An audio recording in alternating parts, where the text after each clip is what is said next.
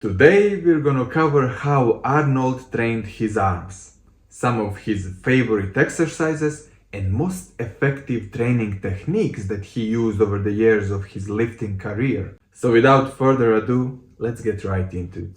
What was your best barbell curl? It's like 270. 275, I did 3 or 4 reps on stage. That was always one of the things that you did in my days. You had to show that you had strength also. I don't think most of you guys understand how crazy it is what he just said. He was curling 275 for reps.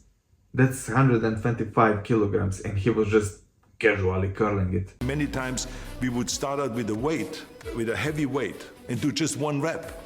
Then have them pull off plates and a curl, but just enough that they can now do 2 reps. Then pull off plates and do 3 reps, then pull off more plates and do 4 reps after that.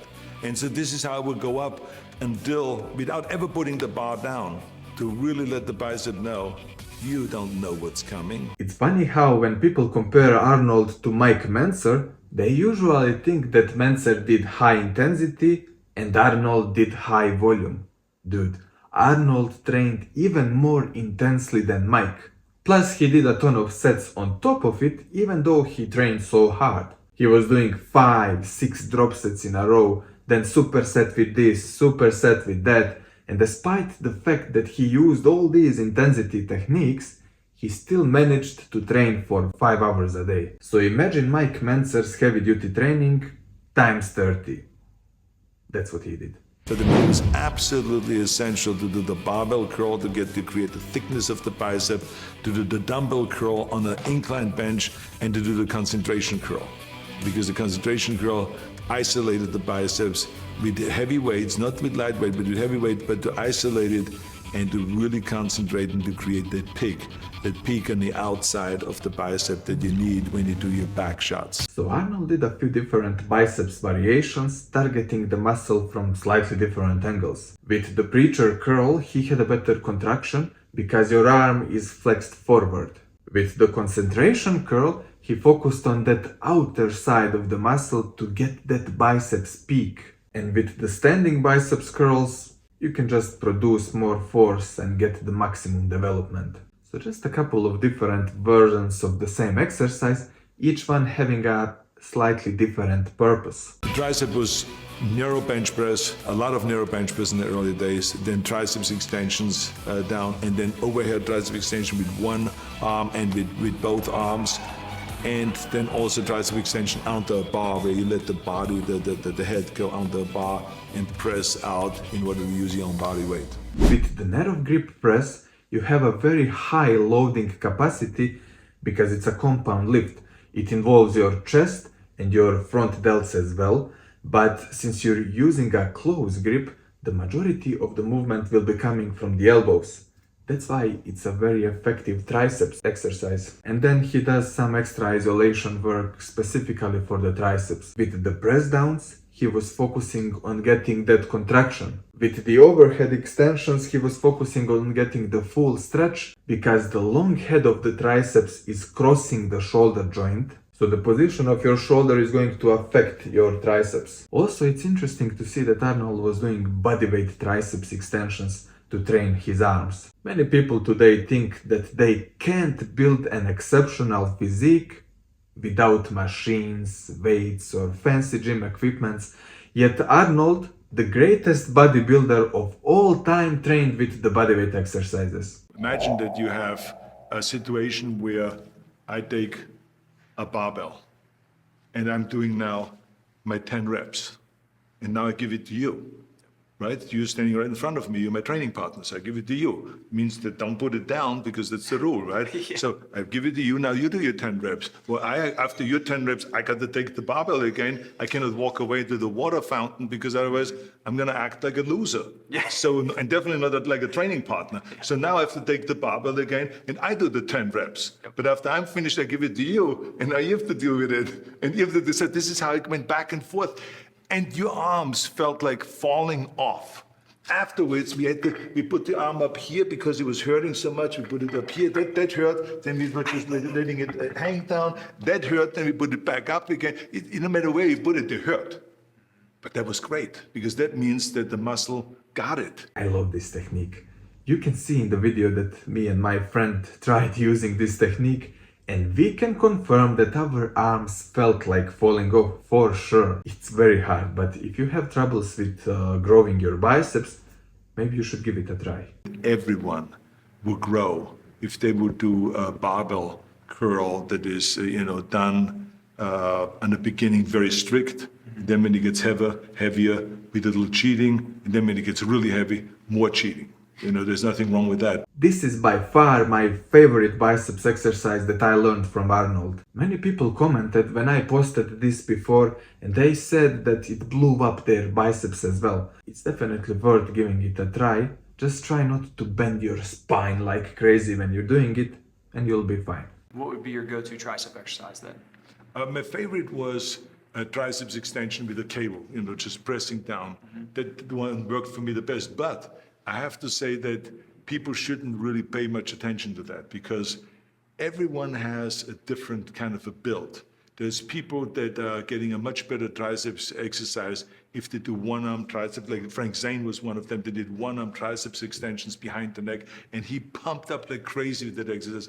To me, it was a good exercise, but not the best exercise. To me, the regular push down on the cable was a much better exercise, a much more effective exercise. That's a smart answer, because why would you limit yourself to only one exercise? It's a big difference when you're pressing down and when you're extending overhead, because the long head of the triceps is crossing the shoulder joint.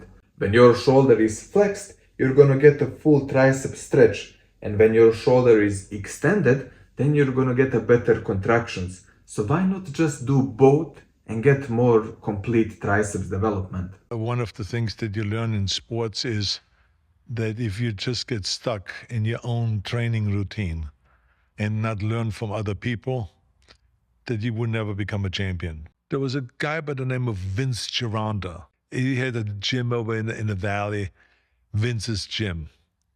And I saw him doing an exercise, a triceps exercise. And I looked at him, I said, what are you doing there? He said, oh, this is for the outside tricep that splits the one head from the other. And I said, this looks like some kind of a Mickey Mouse exercise. Jesus Christ, I mean, it doesn't look like some heavy lift of some sort. And he says, well, just try it. So I said to myself, well, the way I tried it in those days was I would do an exercise 40 sets of 20 reps. So I was lying there on the bench, on my back, taking this dumbbell and going like this 20 times. Then take it over to this side, do the same thing over here, same to this arm, back and forth like this. The next day, this muscle here was just jumping all over the place. So I realized he was absolutely correct. I never ever thought of that. There's actually a specific muscle. We always know about sculpting your body, that you add more chest or more serratus muscles or some obliques or some biceps or some more triceps, but that you can actually dissect it to a specific part of the three muscles. That's why it's called triceps. The three muscles there, and one separates the bicep from the tricep and makes it appear, not that measurement-wise it's bigger, but makes it appear much larger. So I was doing that, and that exercise from that point on. And I said to myself, if I wouldn't have listened to him, I would have never learned that exercise. But I listened to him. I first said to myself, brushed it off. I said, that's Mickey Mouse exercise. Then I said, no. Let's just try it before we kind of like come to a conclusion. And sure enough, so you learn from those kind of experiences, and you then apply this rule with everything. Mm-hmm. And so that's why I was always rather more hungry for more information, more hungry for listening rather than talking. Yeah, so that's how you target this outer side of the triceps. Most of the people focus on working that long head of the triceps because it's bigger, but this is how you can pinpoint the outer side if you want to. And if you want to perform this movement with two arms, you can just use the cable and do it like that. How many people don't know that your bicep gets developed by not only curling, but also turning the wrists? Mm-hmm. So what I did was I ended up putting more weight on the inside than on the outside. So that when I curl up like that, it was really hard to get this dumbbell in here because this weight was weighing down, and I was kind of like putting it in, and it cramped my bicep. I said, son of a bitch, I'm having such a cramp, I had to straighten it out right away and all that stuff. So most people don't know that. You can test this by yourself. See how your biceps immediately contracts when you supinate your forearm. That's why you always want to imagine driving your pinky fingers into the bar when you curl. Or if you're using dumbbells, then you can do it as Arnold says and just grab the dumbbell like that so that you have to work on supinating your forearm as you curl. That will give you some extra biceps engagement. I hope you've learned something new today. If you need some extra help with your training and diet, you can click the link in the description and join my coaching platform. Thank you guys for watching and see you in the next episode of the Arnold training series.